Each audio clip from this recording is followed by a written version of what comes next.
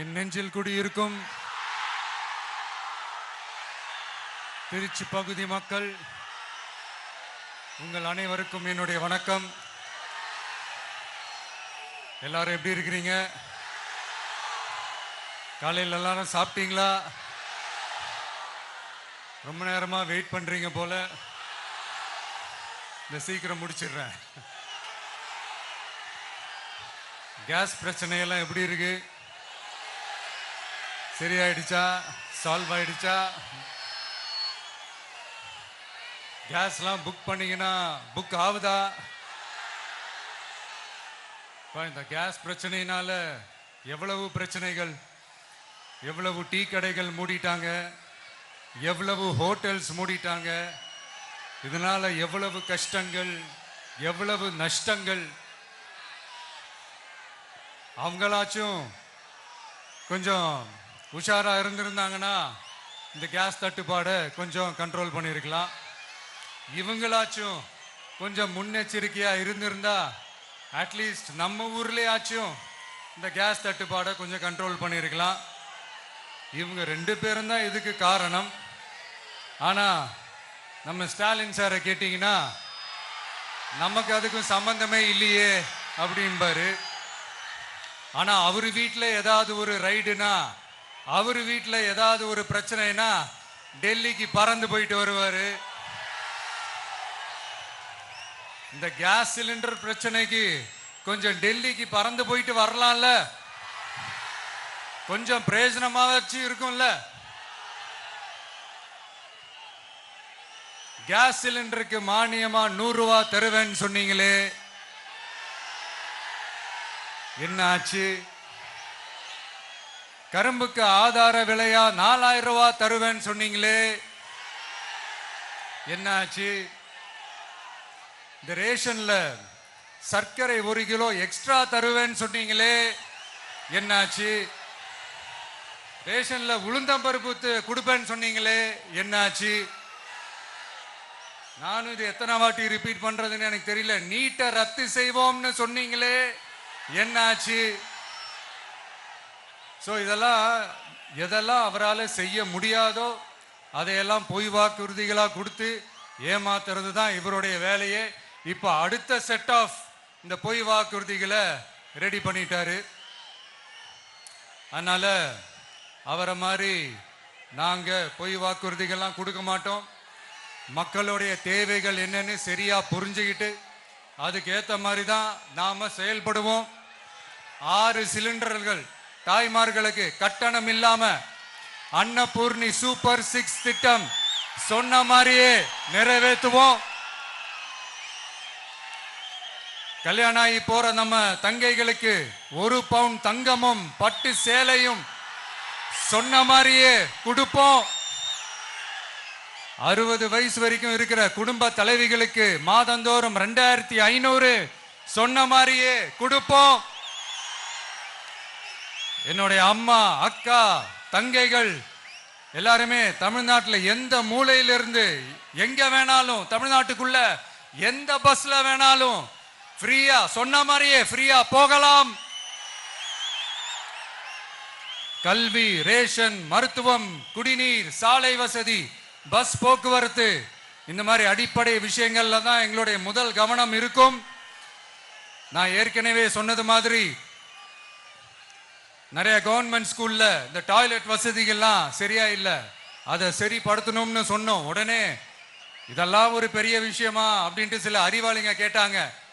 அந்த அடிப்படை வசதிகள் இல்லாததுனால தான் ஒரு 12th ஸ்டாண்டர்ட் படிக்கிற பொண்ணு ஒரு அவசரத்துக்கு ஒரு காட்டு பக்கம் ஒதுங்கினாங்க. என்னாச்சு?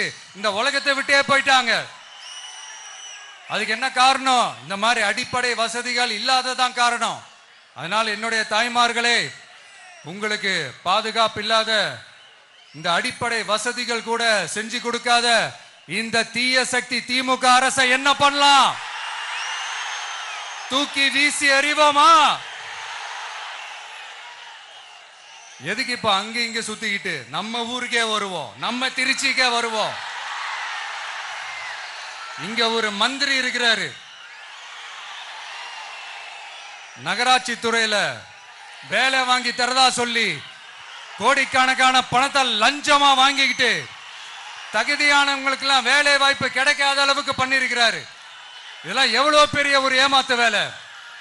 அதனால நம்ம தம்பி தங்கைகளே, உங்களுக்கு இந்த வேலை வாய்ப்பை பறிச்ச இந்த ஸ்டாலின் சார் சர்க்காரை என்ன பண்ணலாம்? தூக்கி வீசி எறிவோமா? உங்களுக்கு இந்த பாதுகாப்பு இல்லாத, சட்டம் ஒழுங்கு சரியில்லாத இந்த தீய சக்தி திமுக அரசை என்ன பண்ணலாம்? தூக்கி வீசி எறிவோமா? நகராட்சி துறையில மட்டுமே 1000 கோடிக்கு மேல ஊழல்னா அப்ப மத்த துறையில எல்லாம் கொஞ்சம் கணக்கு போட்டு பாருங்க, தலையெல்லாம் சுத்தி போயிடும். நான் கொஞ்ச நாளைக்கு முன்னாடி சொல்லியிருந்தேன், இந்த ஸ்டாலின் சார் டாக்ஸ் அப்படின்ட்டு, இந்த ஜிஎஸ்டி மாதிரி எஸ்எஸ்டி, அதை பத்தி அவங்க வாயை திறக்கலைங்க. என்னமோ அவங்களே ஒத்துக்கிட்ட மாதிரி இருக்குது. ஆமா, இப்படி ஒரு டாக்ஸ் இருக்குது அப்படின்னு அவங்களே ஒத்துக்கிட்ட மாதிரி ஆயிடுச்சு.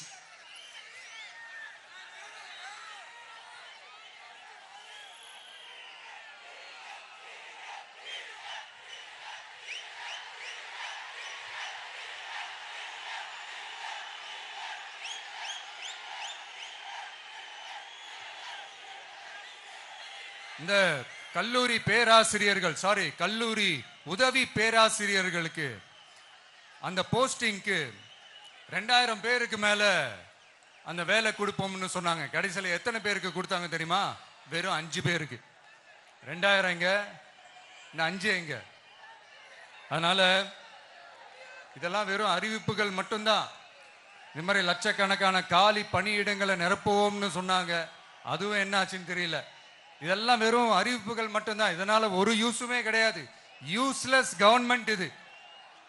அது மாதிரி 100% ஒரு நியாயமான ஒரு ஆட்சியை நாம கொடுப்போம்ங்க. 100% நீங்க இந்த விஜய நம்பலாமுங்க. நீங்க நம்புறீங்கன்னு எனக்கு தெரியும். அதனாலதான் என்னுடைய சொந்த பந்தங்களாகிய உங்ககிட்ட எனக்கு அந்த உரிமை இருக்கு. எனக்கு ஒரு வாய்ப்பு கொடுங்க, எனக்கு ஒரு சான்ஸ் கொடுங்கன்னு உங்ககிட்ட கேட்காம வேற யாருக்கிட்ட நான் கேட்பேன்? அதனால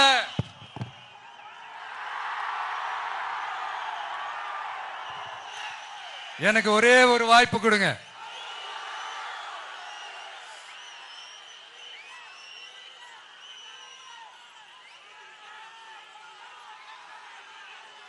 இருந்தாலும் ரொம்ப முக்கியமா ஒன்ன நீங்க ஆழமா மனசுல வச்சுக்கணும். இந்த எலெக்ஷன்ல திமுக ஏலத்தில் எடுத்திருக்கிற கல்லாப்பெட்டி கூட்டணியோட சேர்ந்து, அப்புறம் நாம ஏற்கனவே சொன்னோமே அந்த மற்றும் பலர் கூட்டணின்னு ஒண்ணு இருக்குல்ல, அவங்களோடும் கள்ள கூட்டணி போட்டுக்கிட்டு எல்லாரும் முன்னா சேர்ந்துக்கிட்டு நம்மள உங்க விஜய எப்படியெல்லாம் எதிர்க்கிறாங்கன்னு நான் சொல்லிதான் உங்களுக்கு தெரியணும்னு அவசியம் இல்லை. இந்த கரூர் நிகழ்ச்சி சூழ்ச்சின்னு பலர் சொல்றது மாதிரி நம்ம கடைசி படமான ஜனநாயகன், அதான் நம்ம மனசுக்கு நெருக்கமான உங்க எல்லாரோடும் நமக்கு இருக்கிற பூர்வ ஜென்ம பந்தத்தை இன்னமும் எங்க இறுக்கமா மாத்திடுமோன்னு, எங்க அது இந்த தேர்தலில் நமக்கு மிகப்பெரிய ஆயுதமா மாறிடுமோன்னு ஒரு கூட்டு சூழ்ச்சி, அதோட இன்னும் பல பல சூழ்ச்சிகள். அதனால உங்க மகன், உங்க அண்ணன், உங்க தம்பி, உங்க விஜய் கேட்கிறேன், உங்களுக்காக நீதி கேட்க வந்த எனக்கும் சேர்த்துதான் நீதி வேண்டும். அவங்க கொள்ளையடிக்க இதுவரைக்கும் எப்படி உங்களை ஏமாத்திட்டு இருக்காங்க தெரியுமா? இந்த காங்கிரஸ்ல இருக்கிற சிலரை கையில பணப்பையில போட்டுக்கிட்டு சிறுபான்மை மக்களை ஏமாத்த ஒரு நேரடி பாதி கதர் கூட்டணி, அப்புறம் இந்த மற்றும் பலர் கூட்டணின்னு ஒண்ணு இருக்குல்ல, அதோட டெல்லி ஓனரோட ஒரு கொள்ளைப்புற கள்ள கூட்டணி, அதாவது பாதி காவி கூட்டணி. கொள்கைன்னு ஏமாத்துறாங்க. அதனால இந்த திமுகவையும் நம்பாதீங்க, இந்த பாஜகவையும் நம்பாதீங்க. 2 பேரும் வேற வேற கூட்டணி எல்லாம் கிடையாது, ஒரே கூட்டணி தான். 2 பேரையும் நம்பாதீங்க. இதுல எந்த டவுட்டும் உங்களுக்கு வேணாம். நீங்க திமுகவுக்கு ஓட்டு போட்டாலும் சரி, அந்த மற்றும் பலருக்கு நீங்க ஓட்டு போட்டாலும் சரி, நீங்க யாருக்கு ஓட்டு போடுறதுக்கு சமம்னு நீங்களே புரிஞ்சுக்கோங்க. அதனால இந்த வரப்போற தேர்தலில் டிவிகேக்கு உங்க சப்போர்ட்டை கொடுங்க. இன்னும் பல வருஷத்துக்கு தமிழ்நாடு சூப்பரா இருக்கும். அப்புறம் நான் ஒரு விஷயத்தை திருப்பி ரிப்பீட் பண்றேன்னு சொல்லி யாரும் தவறா எடுத்துக்க வேணாம். ஏன்னா அது என்னுடைய கடமை. ஒவ்வொரு ஊருக்கும் போய் அதை நான் ரிப்பீட் பண்ண சொல்லியே ஆகணும். ஏப்ரல் 23ஆம் தேதி சும்மா காலங்காத்தால பக்காவா ரெடி ஆயிட்டு ஓட்டர் ஐடி கார்டை கையில எடுத்துக்கிட்டு முதல்ல பூத்துல போய் நின்னு அந்த விசில் சின்னத்துக்கு நேரா இருக்கிற அந்த பட்டனை ஒரு அழுத்துங்க. உங்க வீட்டுல இருக்கிற ஒவ்வொருத்தரையும் அழைச்சிட்டு போங்க. சப்போஸ் வெளியூர்ல இருந்து இங்க திருச்சியில இருக்கீங்கன்னா என்னடா ஊருக்கு போய் ஓட்டு போடணுமேன்ட்டு அசால்ட்டா விட்டுறாதீங்க. இப்பவே அட்வான்ஸ் அவங்களுடைய டிக்கெட்டை புக் பண்ணுங்க. இது ஒரு தலைமுறைக்கான ஒரு தேர்தல், உங்களுக்கான தேர்தல். எவ்வளவு பெரிய வசதியான வாழ்க்கையா இருந்தாலும் எல்லாத்தையும் உதறி தள்ளிட்டு உங்களுக்காக மட்டுமே வந்திருக்கிறேன். உங்களுக்காக நன்றி கடன் செலுத்துறதுக்காக மட்டுமே வந்திருக்கிறேன். அத்தனை வழிகளையும் தாங்கிக்கிட்டு உங்களுக்காக மட்டுமே வந்திருக்கிறேன். ஒரு நாளும் பொய் சொல்லி உங்களை நான் ஏமாத்த மாட்டேன். இந்த 4 முனை போட்டி 40 முனை போட்டின்னு எத்தனை முனை போட்டின்னு வந்தாலும் இங்க 2 முனை போட்டி மட்டும்தான்.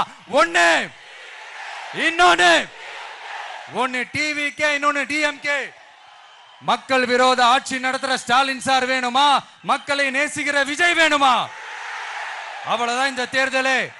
அதனால உங்க விஜய்க்கு, உங்க அண்ணனுக்கு, உங்க தம்பிக்கு, உங்க பிள்ளைக்கு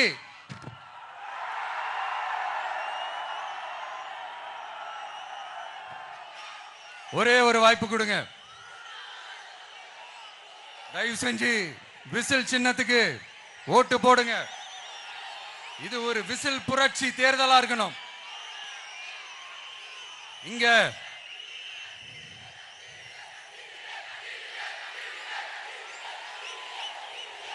தேங்க்யூ. இங்க திருச்சி இந்த எல்லா தொகுதியிலும் நம்மளுடைய நண்பர்களை, நம்மளுடைய தோழர்களை வேட்பாளர்களா அன்னைக்கு அறிவிச்சேன், நான் நிப்பாட்டி இருக்கேன். அவங்க வேற, நான் வேறன்னு தயவு செஞ்சு பிரிச்சு பாத்துறாதீங்க. அவங்க எல்லாரையும் வெற்றி பெற செய்யணும்னு உங்க எல்லாரையும் தாழ்மையுடன் நான் கேட்டுக்கிறேன். நான் தன்னந்தனியாளு, நீ ஏளனமா பாரு. கொஞ்சம் நவுந்தனா இங்க 8 கோடி பேரு. மிரல போது ஸ்டேட்டு எங்க விசில் சத்தம் கேட்டு. நல்லவங்க வாழ நீ விசிலு கடி ஓட்ட. கடைசி நம்பிக்கை மக்களை தேடி வருது. அதை இறுக்கி புடிச்சு ஒரு வரலாறு எழுது. உங்க விஜய் நான் வர. விசில் அடிக்க ரெடியா?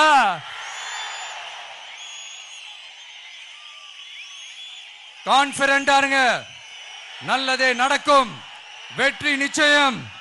மீண்டும் சந்திக்கும் வரை நன்றி, வணக்கம்.